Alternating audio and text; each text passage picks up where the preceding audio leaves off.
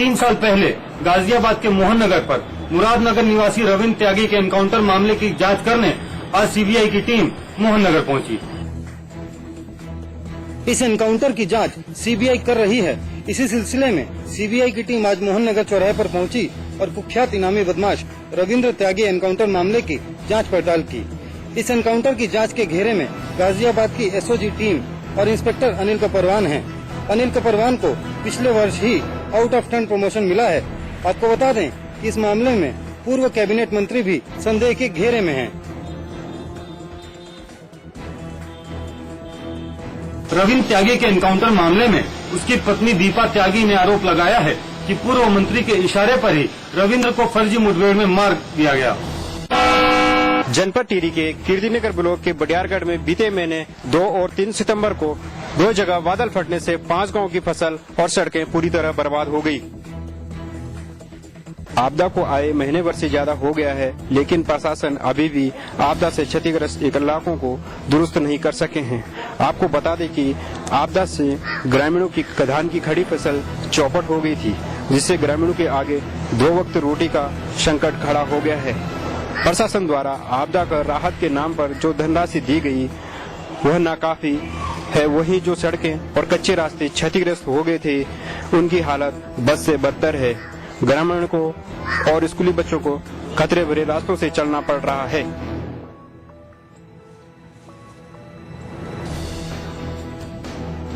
प्रशासन का कहना है कि आपदा का पूरा जायजा ले चुका है, साथ ही फसल का मुआवजा ग्रामीणों को दे चुके हैं। बीती 7 तारीख को नैनीताल भवाली मोटर मार्ग पर भूमियाधार में हुई हत्याकांड का हुआ है खुलासा। पुलिस ने युवती के कातिल को लखीमपुर से गिरफ्तार कर लिया है। जिस युवती का कत्ल हुआ था वो लखीमपुर खीरी की रहने वाली थी। युवती का कत्ल उसके ही शादीशुदा प्रेमी ने किया था। हत्यारोपी का नाम जितेंद्र गुप्ता है। युवती हत्यारोपी से प्यार करती थी और उससे शादी करना चाहती थी। आपको बता दें कि युवती हत्यारोपी के सहयोग से एक ब्यूटी पार्लर चलाया करती थी। उत्तराखंड में बिजली की किल्लत जल्द दूर होगी। सरकार ने बिजली परियोजनाओं को परवान चढ़ाने के लिए बोली की नीति अपनाने का फैसला किया है। मुख्यमंत्री विजय बहुगुणा ने कहा कि बोली की नीति के जरिए बिजली परियोजनाओं का आवंटन निजी कंपनियों को कर दिया जाएगा। उन्होंने कहा कि इससे सरकार को राजस्व बढ़ाने में मदद मिलेगी, साथ ही व्यवस्था में पारदर्शिता को भी बढ़ावा मिलेगा। गौरतलब है कि सूबे में जबरदस्त बिजली की किल्लत है। इस समय सूबे में 3000 मेगावाट बिजली की जरूरत है, जबकि केंद्रीय पूल के 400 मेगावाट की मदद के बावजूद भी बिजली की उपलब्धता मात्र 1100 मेगावाट तक ही है, जो कि जरूरत से काफी दूर है।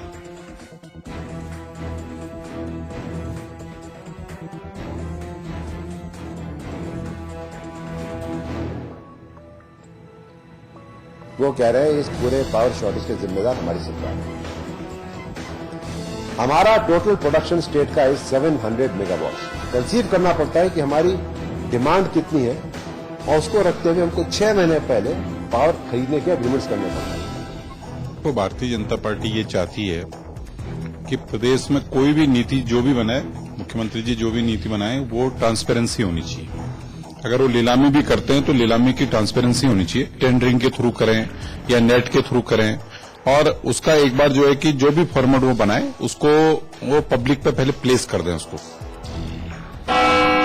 हाथरस में रोडवेज बस और मिनी ट्रक की टक्कर हो गई, जिसमें 5 लोगों की मौके पर मौत हो गई। इस हादसे में करीब आधा दर्जन लोग घायल हो गए। सभी घायलों को आगरा के एसएन मेडिकल कॉलेज रवाना कर दिया गया है। यहीं पुलिस के मुताबिक बस ड्राइवर की लापरवाही के चलते हादसा हुआ। इसके बाद गुस्साए लोगों ने हाईवे जाम कर दिया।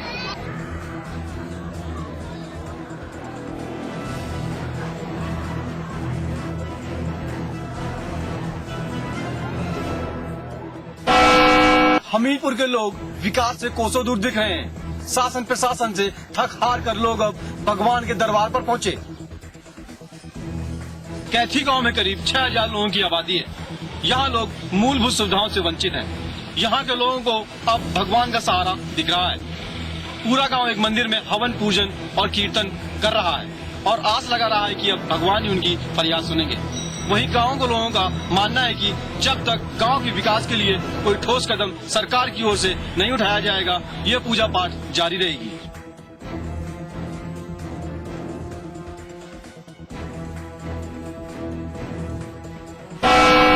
फर्रुखाबाद इन दिनों बारूद के ढेर पर बैठा है। यहाँ खुलेआम अवैध तरीके से पटाखे बनाए जा रहे हैं। दीपावली का त्योहार नजदीक है। दिवाली को रोशन मनाने के लिए तैयारियां शुरू हो गई हैं। फर्रुखाबाद में भी पटाखों को बनाने का काम जोरों पर है। पटाखों की डिमांड बढ़ने से कारीगर दिन रात एक कर काम में जुटे हैं, लेकिन यहाँ लाइसेंस की शर्तों को ताक पर रखकर पटाखे बनाए जा रहे हैं। आतिशबाजी के कई ऐसे कारखाने हैं जो घनी आबादी में चल रहे हैं, जिससे किसी भी वक्त कोई भी बड़ा हादसा हो सकता है। कुछ लोगों के बारे में जो आप कह रहे हैं, इनके बारे में आपत्ति है कि उनकी अब वहाँ घनी बस्ती हो गई है, तो उनको या तो लाइसेंस निरस्त करने या फिर वो अपना स्थान चेंज करने के लिए विकल्प दिया गया है। इसमें शीघ्रातिशीघ्र कार्रवाई करानी है। लेकिन प्रशासन ने इस पूरे मामले में चुप्पी साध रखी है, जो किसी बड़े हादसे को न्योता दे रही है। बाराबंकी में एक शिक्षिका के साथ धोखाधड़ी का मामला सामने आया है। ये धोखाधड़ी बाराबंकी के प्रधान डाकघर में हुई। बाराबंकी के देवा थाना क्षेत्र के एक गांव में तैनात शिक्षिका किरण मिश्रा अपनी गाड़ी कमाई के 55,000 रूपए जमा करने के लिए बाराबंकी के प्रधान डाकघर में गई थी। वहां क्लर्क विजय चौधरी ने पैसा लेकर पैन कार्ड मांगा। महिला अपना पैन कार्ड लेने के लिए वापस घर गई, लेकिन जब महिला पैन कार्ड लेकर वापस प्रधान डाकघर पहुंची तो वहां क्लर्क ने पैसे लेने की बात से इनकार कर दिया। थक हार कर पीड़ित महिला को पुलिस की सहायता लेनी पड़ी।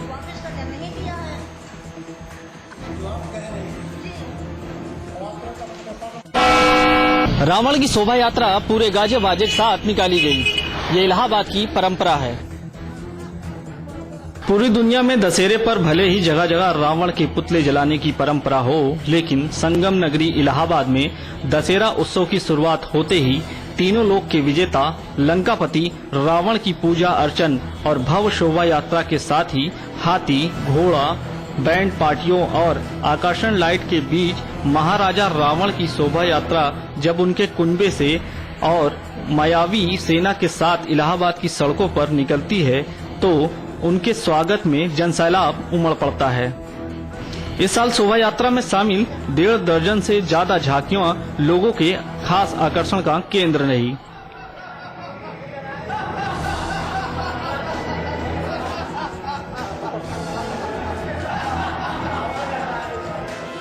की बहुत प्राचीन परंपरा रही है कि यहाँ पे रावण की भी शोभा यात्रा निकलती है, और यहाँ पे जो रावण की शोभा यात्रा निकलती है वो इसलिए निकलती है कि वो बहुत विद्वान था और उसकी पूजा होती है। यहाँ पे रावण को मारा नहीं जाता है, उसकी बल्कि पूजा की जाती है। रावण बारात के नाम से निकलने वाली शोभा यात्रा के साथ ही इलाहाबाद का दशहरा उत्सव शुरू हो गया है।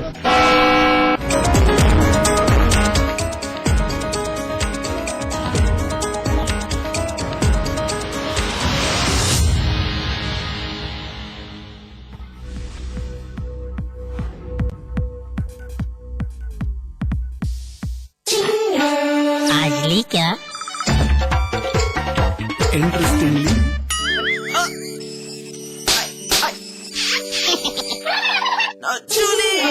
Refreshing mini gums. आजली क्या टिहरी लोकसभा चुनाव की मतगणना की मेगा कवरेज।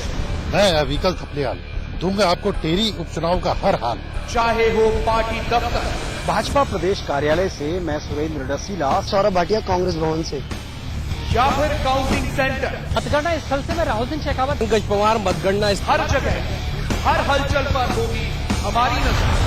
देखना न भूले टिहरी का महासंग्राम आज सुबह 8 बजे से लगातार सिर्फ समाचार 10 पर।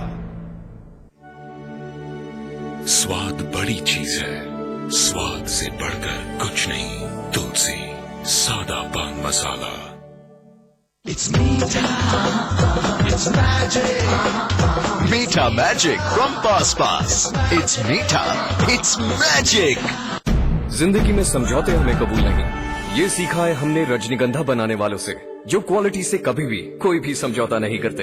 रजनीगंधा, क्योंकि इसमें है 200 रुपए प्रति किलो अव्वल क्वालिटी की सुपारी, 900 रुपए प्रति किलो खुशबूदार इलायची के दाने, 900 रुपए प्रति किलो गुणकारी कट्टा, 90,000 रुपए प्रति किलो शीतल चंदन तेल, 2,60,000 रुपए प्रति किलो रूह केवड़ा।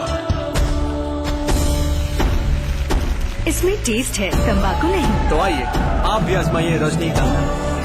रजनीगंधा विश्व का सर्वाधिक बिकने वाला प्रीमियम।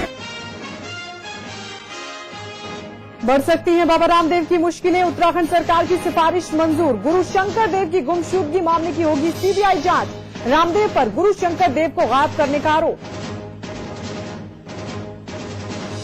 टिहरी लोकसभा उपचुनाव के लिए कल होगी वोटों की गिनती। मतगणना की सभी तैयारियां पूरी, 14 उम्मीदवारों की किस्मत दांव पर। गोंडा के सीएमओ ने किए सनसनीखेज खुलासे, कहा घटना वाली रात गाड़ी में डालकर ले गए थे आरोपी। मंत्री विनोद सिंह आयुष डॉक्टरों की लिस्ट में 4 लोगों का नाम कराना चाहते थे शामिल। विनोद सिंह की करतूत से बैकफुट पर समाजवादी पार्टी। सुप्रीमो मुलायम सिंह ने फिर दी नसीहत, आचरण सुधारे सपा के नेता और कार्यकर्ता। इलाहाबाद के नामी न्यूरोसर्जन को रंगदारी के लिए धमकी, अपराधियों ने फोन कर मांगे 5 करोड़, दहशत में है डॉक्टर। 500 करोड़ की हेराफेरी मामले में अमर सिंह को झटका, इलाहाबाद हाईकोर्ट ने दिए निर्देश, धोखाधड़ी मामले की जांच दूसरी एजेंसी से कराई जाए। वाराणसी में रेल ट्रैक पर पड़ा, तड़पता रहा घायल युवक, लेकिन सीमा विवाद में उलझे रहे जीआरपी और आरपीएफ के जवान। रास्ते से गुजर रहे विधायक के बेटे ने घायल को पहुंचाया अस्पताल। दिल्ली में समर्थकों के साथ अरविंद केजरीवाल गिरफ्तार। सलमान खुर्शीद के इस्तीफे की मांग को लेकर कर रहे थे प्रदर्शन। खुर्शीद के एनजीओ पर है घोटाले का आरोप। उद्योगपति विजय माल्या के खिलाफ गैर जमानती वारंट जारी। चेक बाउंस होने के मामले में हैदराबाद की मेट्रोपॉलिटन अदालत ने जारी किया वारंट। और गुजरात के पोरबंदर से कांग्रेसी सांसद विठल रादडिया के खिलाफ एफआईआर दर्ज। वडोदरा में टोल कर्मी पर तानी थी बंदूक, टोल के पैसे मांगने पर भड़के थे सांसद साहब।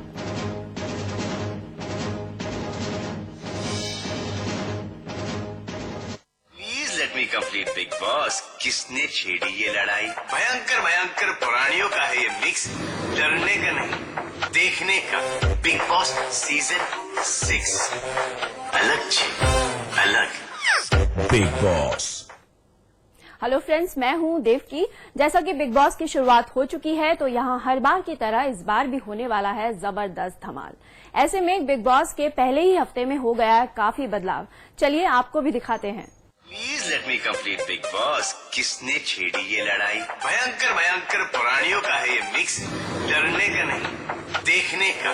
बिग बॉस सीजन 6 अलग छे अलग बिग बॉस। शो की शुरुआत करते हैं बिग बॉस के चौथे दिन से, जहां पहली दिन तो खुशी खुशी का रहा और अब आ गए हैं कई बदलाव। चलिए देखते हैं।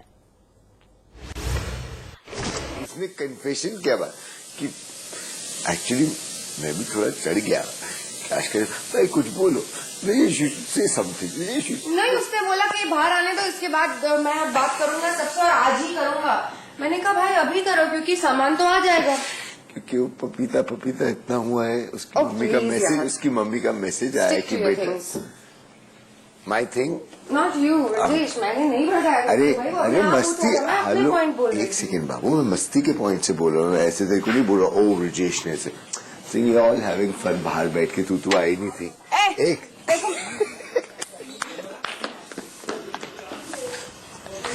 डाल दो माइक डोंट वरी अबाउट, मैं माइक में होता है। मैंने तुझे भड़काया था कल। तू जाके बोलते ब्रजेश ने कहा कि मैं तो कुछ नहीं बोल रहा था, तू आशका ने मुझे भड़काया था। याद कर, ब्रजेश ने कहा के अलावा की बात सारी पूरी सच है।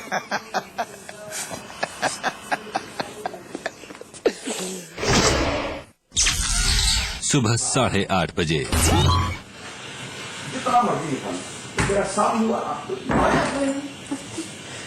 आशका 1 minute।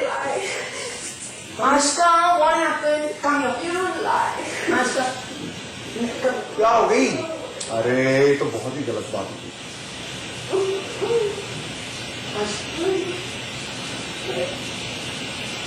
क्या हुआ? कल वो बजट वाली जो बात हुई थी ना, अरे बाबा फर्स्ट डे अरे मैं रिस्पॉन्सिव हूँ यार। मैं 4 बार किसी का नाम लेती हूँ, बाजू में बैठता है इंसान, लेकिन मैं 4 बार उसका नाम लेती हूँ। बाजू ये लो रुमाल। कुछ नहीं हुआ। हाँ